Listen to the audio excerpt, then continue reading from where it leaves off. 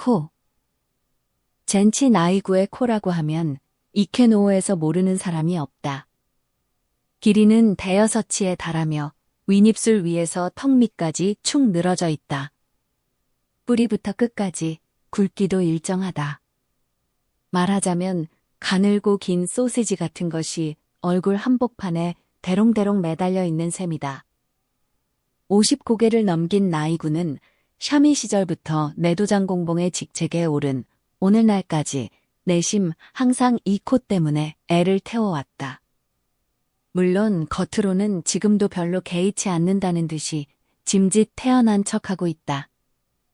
이는 오로지 장차 오게 될 정토를 갈망해야 할 승려의 몸으로 코 따위에 신경 쓰는 것이 좋지 않다고 생각해서만은 아니었다.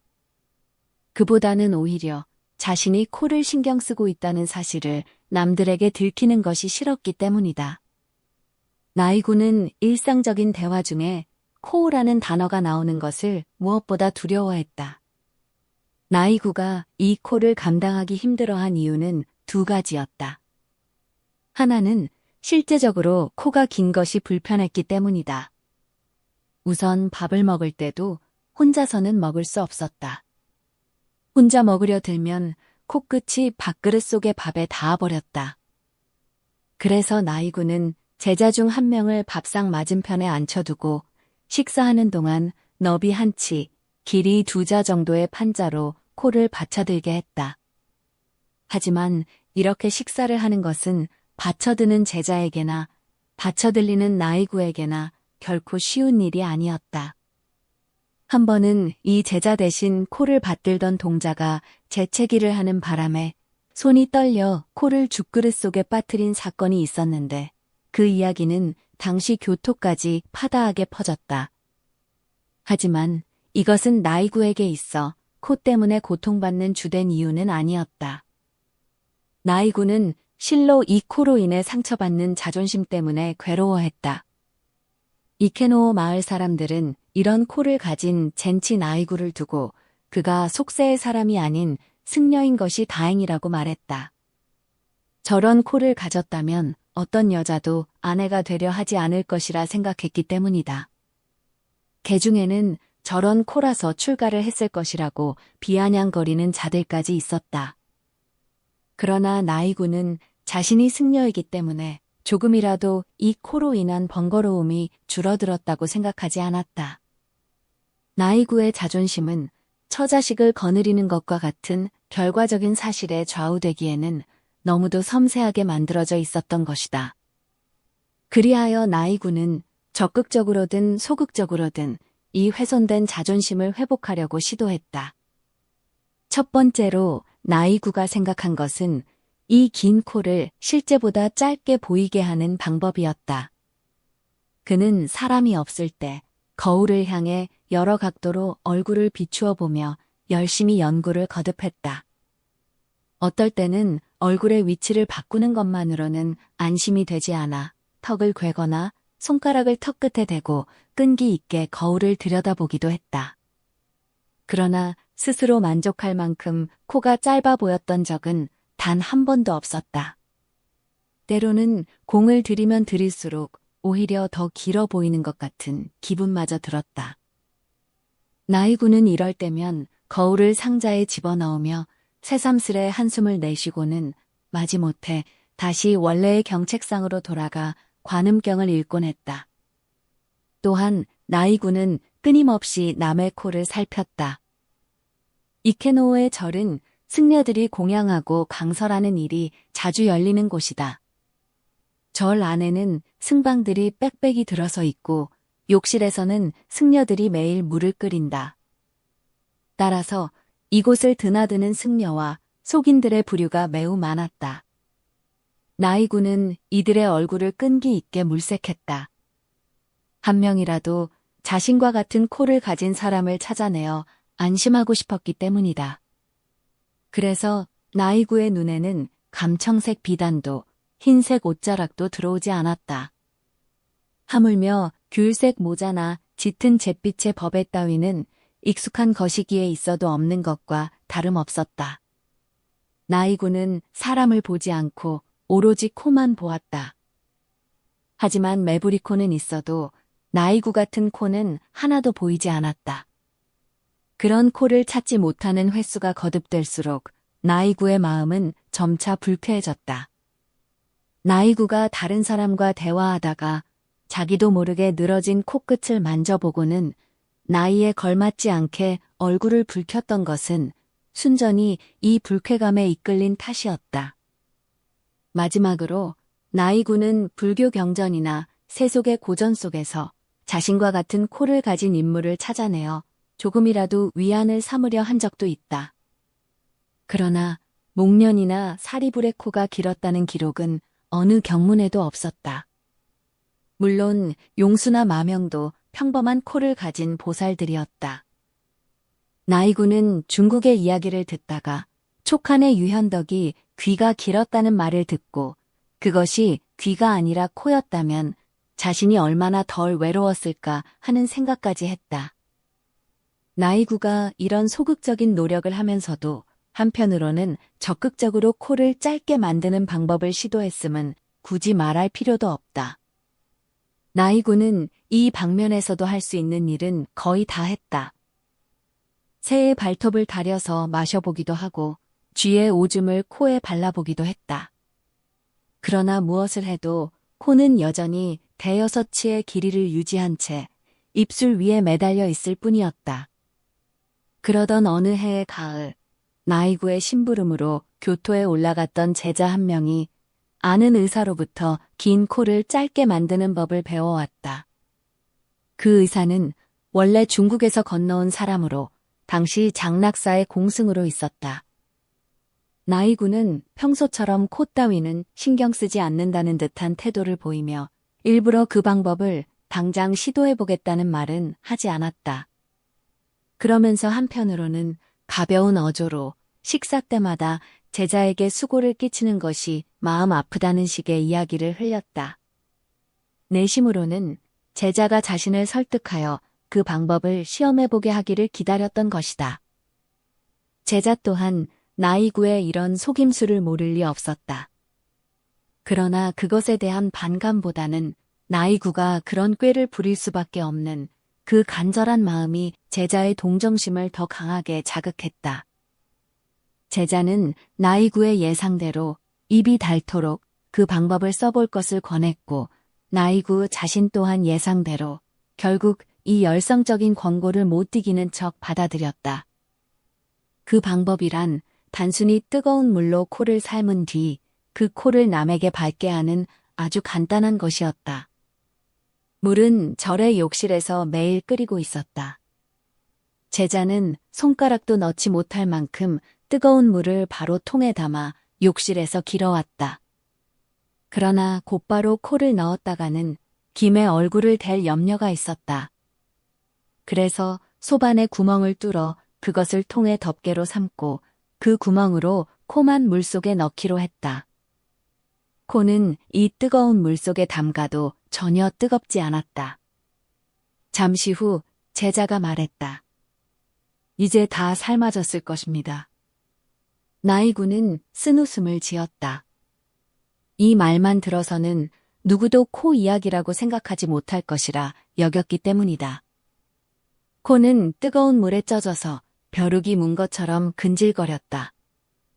나이구가 소반 구멍에서 코를 빼내자 제자는 아직 김이 모락모락 나는 코를 양발에 힘을 주어 밟기 시작했다. 나이구는 옆으로 누워 코를 마루판 위에 늘어뜨린 채 제자의 발이 위아래로 움직이는 것을 눈앞에서 지켜보았다. 제자는 이따금 안쓰러운 표정으로 나이구의 대머리를 내려다보며 물었다. 아프지는 않으신지요? 의원은 힘껏 밟으라고 했습니다만 정말 아프지 않으십니까? 나이구는 고개를 흔들어 아프지 않다는 뜻을 전하려 했다. 그러나 코가 밟히고 있어 마음대로 고개가 움직이지 않았다. 그래서 눈을 치켜뜨고 제자의 발이 갈라진 것을 바라보며 화난 듯한 목소리로 대답했다. 아프지 않다니까. 사실 코는 근질거리는 곳을 밟히고 있어 아프다기보다는 오히려 기분이 좋을 정도였다.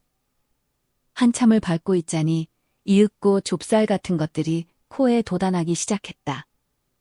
말하자면 털을 뽑은 작은 새를 통구 위로 만든 듯한 모양새였다. 제자는 이것을 보자 발을 멈추고 혼잣말처럼 말했다. 이것을 족집게로 뽑아야 한다고 했습니다. 나이구는 불만스러운 듯이 볼을 부풀린 채 가만히 제자가 하는 대로 내버려 두었다. 물론 제자의 친절을 모르는 바는 아니었으나 자신의 코를 마치 물건 취급하듯 다루는 것이 불쾌하게 느껴졌기 때문이다. 나이구는 신뢰하지 않는 의사에게 수술을 받는 환자 같은 표정으로 제자가 코의 모공에서 족집게로 피지를 뽑아내는 것을 못마땅하게 바라보았다. 피지는 새의 깃털 줄기 같은 모양으로 4푼 정도의 길이로 뽑혀 나왔다. 이윽고 이 과정이 대강 끝나자 제자는 후련하다는 듯한 표정으로 말했다. 한 번 더 삶으면 될 것입니다. 나이구는 여전히 눈썹을 치켜 세우고 불복하는 듯한 표정을 지으면서도 제자의 말에 따랐다. 자, 2번째로 삶아낸 코를 꺼내보니 정말이지 몰라보게 짧아져 있었다. 이 정도면 여느 메부리코와 크게 다를 바 없었다. 나이구는 그 짧아진 코를 어루만지며 제자가 내미는 거울을 쑥스러운 듯 조심스레 들여다보았다. 코는 그 턱 밑까지 늘어져 있던 코는 거짓말처럼 위축되어 지금은 겨우 윗입술 위에서 가쁘게 숨을 몰아쉬듯 남아있을 뿐이었다. 군데군데 붉은 반점이 있는 것은 아마 밟혔을 때의 흔적일 것이다. 이렇게 되면 이제 누구도 비웃지 않을 것이 틀림없다. 거울 속의 나이구의 얼굴은 거울 밖의 나이구를 보며 만족스럽게 눈을 깜빡거렸다. 그러나 그날 하루는 코가 다시 길어지지 않을까 하는 불안이 가시지 않았다. 그래서 나이구는 불경을 읽을 때도 식사를 할 때도 틈만 나면 손을 뻗어 슬쩍 코끝을 만져보았다. 하지만 코는 얌전하게 입술 위에 머물러 있을 뿐 특별히 더 아래로 처지는 기미도 없었다. 이튿날 아침 일찍 눈을 뜬 나이구는 가장 먼저 자신의 코부터 만져보았다. 코는 여전히 짧았다. 나이구는 몇 년 만에 처음으로 법화경 사경의 공덕을 쌓았을 때와 같은 홀가분한 기분을 느꼈다. 그런데 2, 3일이 지나는 동안 나이구는 뜻밖의 사실을 발견했다. 마침 볼 일이 있어 저를 찾은 무사가 이전보다 훨씬 더 우스꽝스럽다는 표정으로 말도 제대로 섞지 않은 채 지그시 나이구의 코만 쳐다보는 것이었다.